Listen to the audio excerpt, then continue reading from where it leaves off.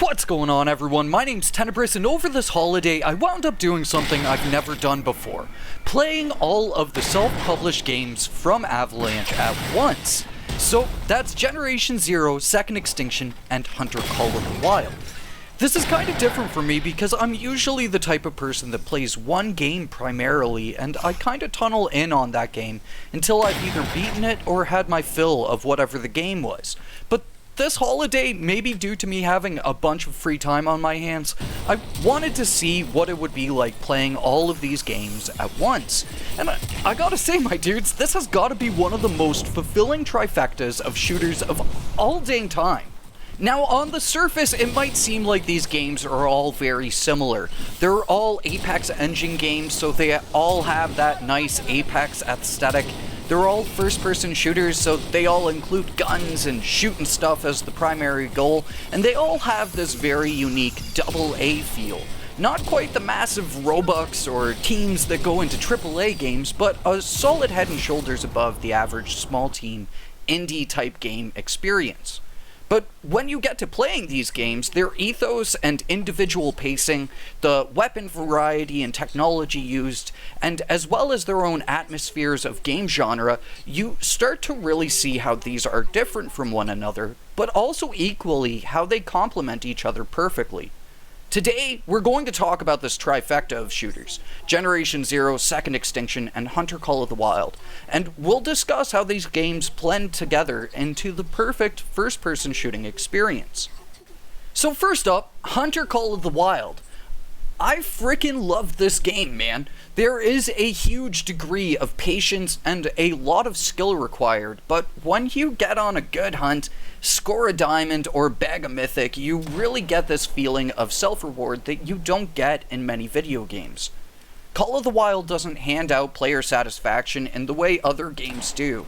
Instead, you need to really work to get ahead in the game, but this easily triples how good it feels to take down an animal finally.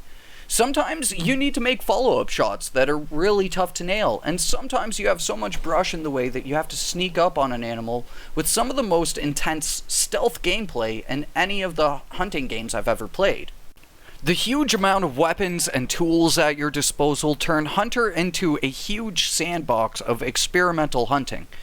In the beginning, it can be hard to get into with nothing at your disposal, but when you start setting up stands and camps across your map, start getting some of the really awesome weapon choices from triple-barrel drilling shotguns to a frickin' 7mm artillery cannon, there's this immense feeling of self-reward you get from achieving and unlocking things.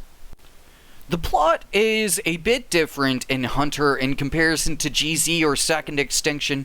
Instead of giving you a linear plot to follow, it's more about your own story as a hunter, going through the world's various reservations, helping out to either make the res a better place, or helping with various hunting-related activities. Hunter's plot is a much more wholesome experience than its two succeeding games, and this might actually not be for everyone. For me, admittedly, I prefer to play the game with the mission system turned completely off, so it can be more of just an open-world sandbox. But in the end, this is another common line we'll draw between all of these games when we sum things up in the end here. Next up, Generation Zero. I mean, dudes, really, do I even need to talk about this one? Almost 3 years after its launch, and it's still one of the best shooter experiences and hidden gem type games I've ever played and likely will play. The combat against the machines is unique in a way that you don't see in first-person shooters. When describing it to a buddy of mine over the holidays, I said something like, it's like having 5 different headshots you can make all at once, and you have to decide which is the best headshot to go for in the moment. This moment-to-moment calculation of the machine's responses and your actions, plus the uber-satisfying feeling of downing the machines with huge explosions of fire and plumes of smoke following each downed machine, just creates such a satisfying experience. With the growing arsenal and the unique experimental weapons and ammo that you can use, Generation Zero really stands out from the other two games in how many weapons there are, technically speaking. As a loot-based shooter, you need to gather varying levels of weapon qualities as you progress through the game.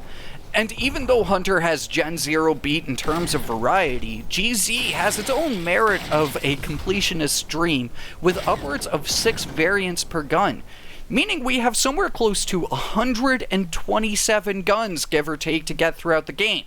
Now, again, they're just variants of the same gun, so realistically we only have 24 as of writing this video, but the variation really does matter in Generation 0, as a 1 crown gun or the lowest level gun will perform far worse than a 4 crown or 5 crown gun of the same type. The interesting part of guns that have 6 crowns or are experimental is that they perform the exact same as the 5 crowns, but with an added benefit, like fire bullets or flechette rounds. But anyway, I'm getting off the point here. Generation 0 has a solid array of guns that's only growing as the game goes on. Now for the plot. This is always a spicy one. There are a lot of takes on Generation 0's plot, from the folks who just go along for the ride to the folks that haven't enjoyed the progression since the base game through Phoenix Rising, the ones that have enjoyed it all, like myself, to the folks that have no clue what's going on, but shooting machines is a ton of fun anyway.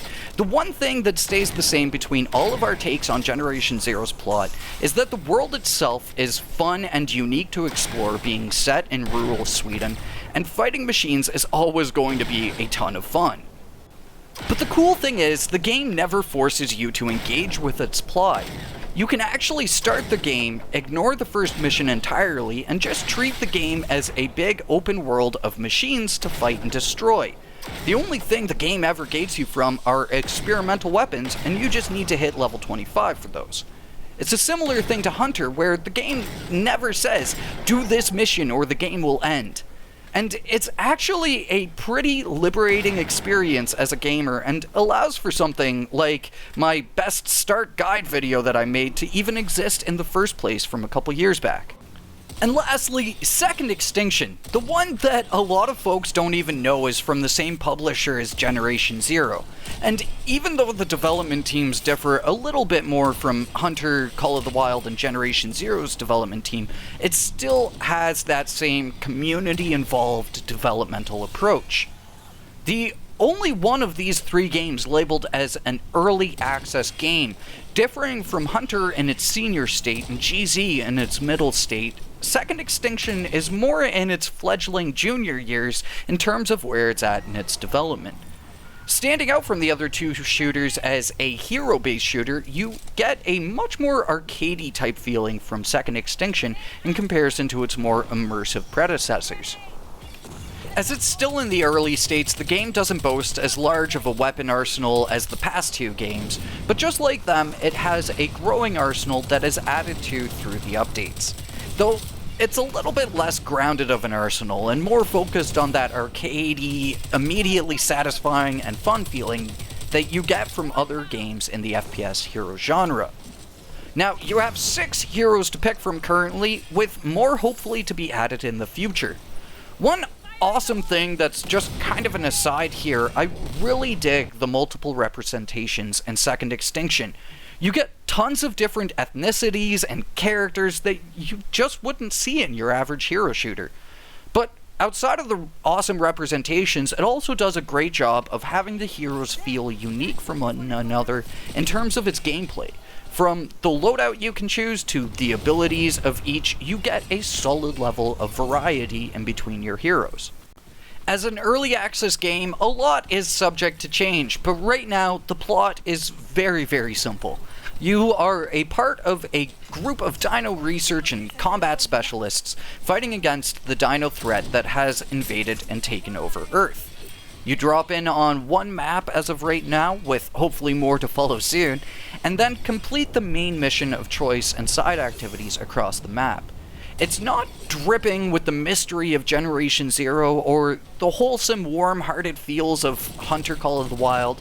More so, Second Extinction's kind of like a schlocky B-grade sci-fi film.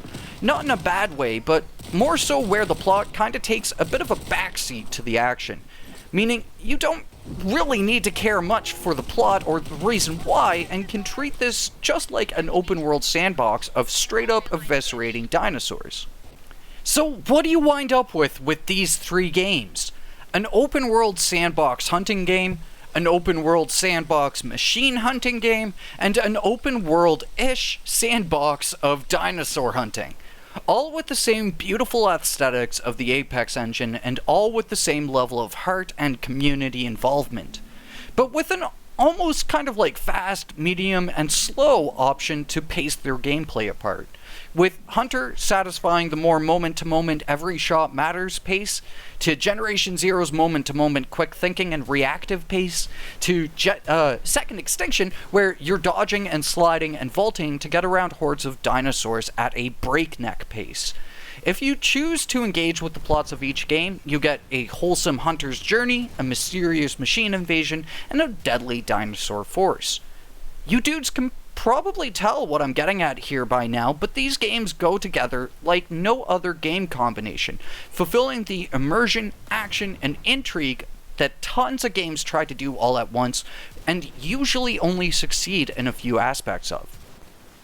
It's a unique experience you can't get anywhere else in gaming right now, and best of all, they all have their own ongoing development, meaning us as players will always have something to return to. Whether it's a new preseason in Second Extinction, a major update or DLC in Gen Z, or a new map to explore in Hunter Call of the Wild, these games all offer continuous enjoyment a lot of other games fail to achieve. If you happen to own maybe 2 or all 3 of these games, I highly advise you plan a game day for yourself. Give an hour and a bit to each game, and see what I'm saying here for yourself. I've always wanted to make a video talking about all 3 of these games at once, and here we go! Mission completed, my dudes! Hopefully you all have enjoyed, and if you have any thoughts or maybe experiences to share from these games yourself, throw them up in the comments down below. But for now, folks, hopefully you enjoyed, stay awesome, and I will catch you all in the next one. Until then, peace out.